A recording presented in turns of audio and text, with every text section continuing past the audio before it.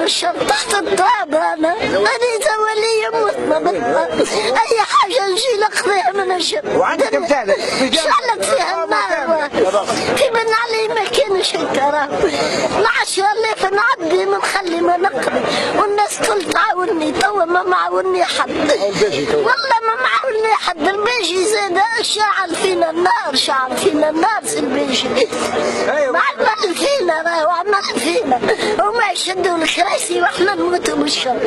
عليه والله عليه يا وليدي عليه.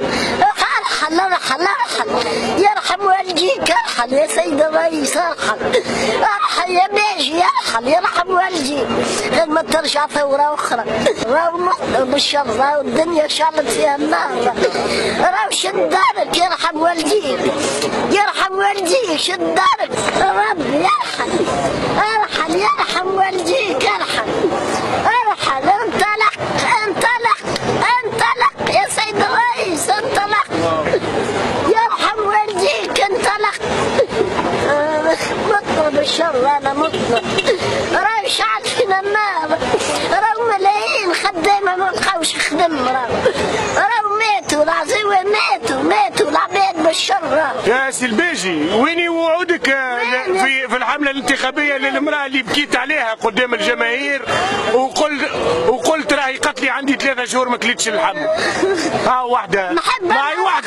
هاي واحده من نساء تونس اللي بكيت عليهم في الحمله الانتخابيه ومثلت عليهم. هاو مثال ما كناش. نمشي للمعترض يدسني نمشي للناس كل يدسوني. راني ما لقيتش باش نعيش راني ما لقيتش باش نعيش. ارحل يرحم والديك ارحل ديجاج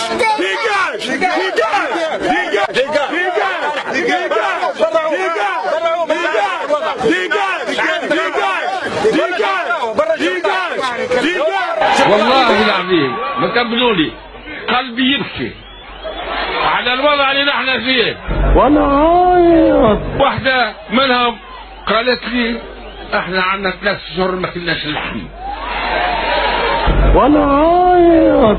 مش معقول.